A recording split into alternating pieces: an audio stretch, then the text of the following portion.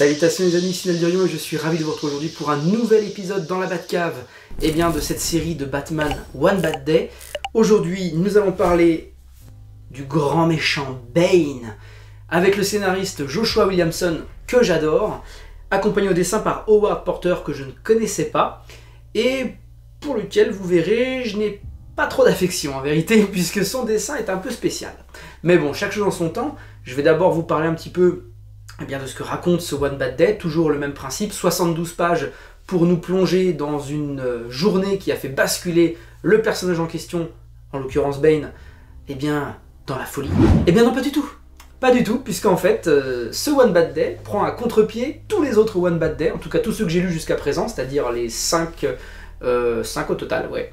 Là, en fait, c'est pas du tout le chemin que va prendre le personnage. Mais c'est pas un spoil, hein. C'est dès le début, vous allez comprendre. Vous voyez un Bane très noir, très sombre, qui en fait lentement va se diriger vers la lumière. Donc là-dessus, on pourrait y trouver une pointe d'originalité, et c'est le cas, c'est même assez bienvenu. Pour autant, je trouve qu'on perd un petit peu la symbolique du One Bad Day. Rendre hommage à Killing Joke en produisant une histoire comme celle-ci, j'y vois assez peu de connexion en fait. Voilà. Maintenant, pour le juger en tant que tel, c'est-à-dire en tant que titre unique, récit complet, sur le personnage, c'était pas mal. Alors il n'y a pas de suspense les amis, vous le savez, je l'avais déjà un petit peu dit dans ma vidéo précédente sur Ra's al Ghul, mais oui, ce Bane, ça a été le récit One Bad Day que j'ai le moins aimé jusqu'à présent, dans ce qu'il raconte en fait. C'est surtout ça le problème. Parce que le principe que je vous ai cité en introduction, aurait pu fonctionner, même si je le trouve un petit peu déconnecté, comme je le disais, du principe même des One Bad Day et donc de l'hommage rendu à Killing Joke. Cela dit, l'originalité est là, il n'y a pas de problème, Joshua Williamson fait un bon travail d'écriture là-dessus, mais ce que raconte le bouquin, c'est pas franchement dingue, à mon sens. Alors, évidemment, il n'y a pas de spoil dans ce que je vais dire, mais je vais vous présenter les contours et puis aller jusqu'au mi-parcours pour vous donner envie d'aller le lire quand même, parce que c'est important, il y a des gens qui l'ont beaucoup plus aimé que moi, et c'est important que vous ayez du coup toutes les clés en main, sans biais de ma part pour pouvoir juger. Mais vous trouvez donc un Bane qui est vraiment noir, un petit peu amoindri aussi, qui vit dans son manoir seul au Mexique, et voilà, c'est bien après la confrontation avec Batman lorsqu'il lui a brisé le dos, le fameux, le mystérieux Bane a brisé Batman, voilà. Tout ça, tout ce qui se déroule là, c'est bien plus tard. Encore une fois, s'il faut encore le rappeler, déconnectez-vous de la continuité en l'occurrence, parce que ce sont des récits, ce sont des œuvres vraiment qui se suffisent à elles-mêmes et qui ne sont pas rattachées à quoi que ce soit d'autre. Pour autant, ce qui est raconté est tout à fait plausible.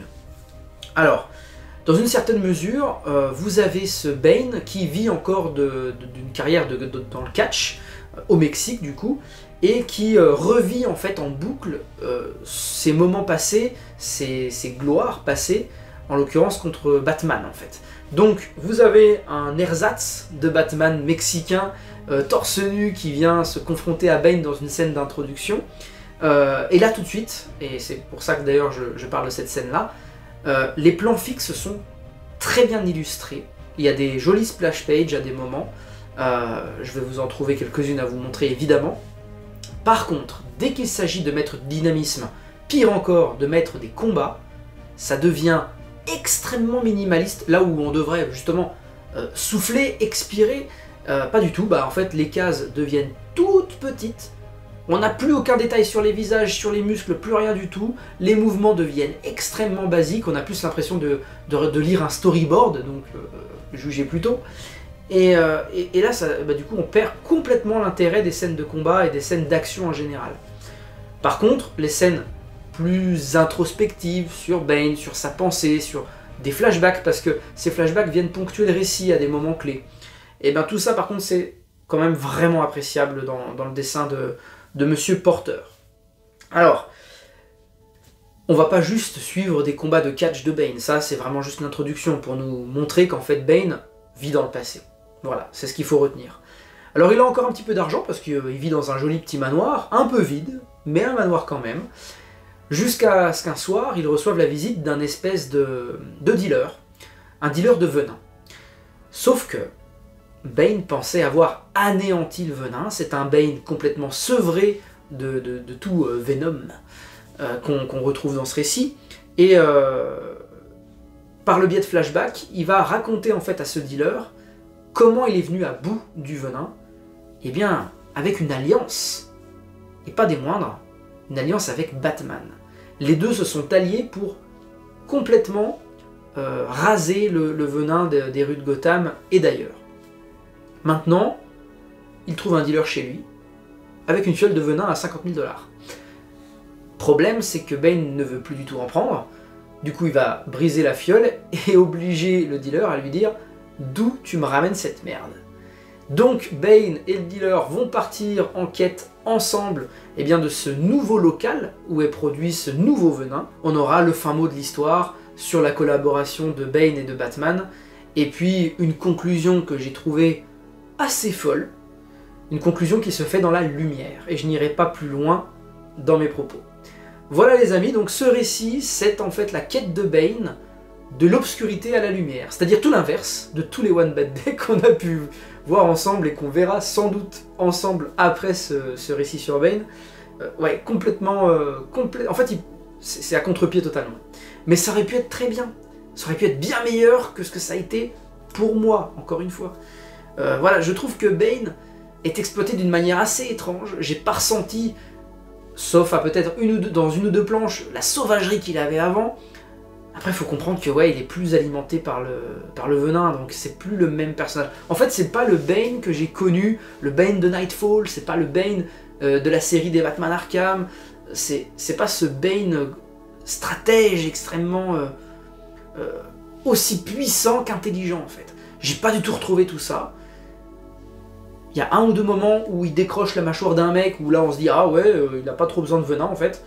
Mais c'est un récit qui m'a laissé sur ma faim et qui est peut-être passé un petit peu à côté de ce que j'attendais. Ou c'est peut-être moi qui suis passé à côté de lui.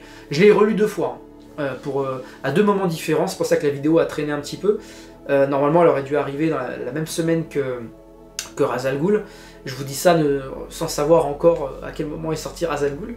Mais c'est vraiment des récits que j'ai lus très vite l'un et l'autre, et je me suis laissé un petit peu de temps et j'ai réapprécié Bane une seconde fois pour être sûr de ce que j'allais dire, notamment parce que certains d'entre vous m'avaient dit que c'était une des très bonnes surprises des One Bad Day. Bon, peut-être qu'en fait j'ai lu tous les chefs-d'œuvre des One Bad Day jusqu'à présent, et donc celui-ci c'est un petit peu... c'est un petit peu le ventre mou. Maintenant, je crois savoir que Mr. Freeze est une dinguerie.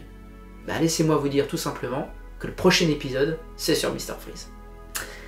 Merci à tous de m'avoir suivi sur ce petit One Bad Day Bane. Et puis, faites-vous votre propre avis, dites-le moi en commentaire si vous avez aimé ce contre-pied complet, cette originalité dans l'histoire de Bane dans ce One Bad Day.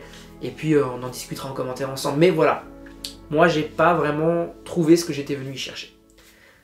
A bientôt les amis, ciao.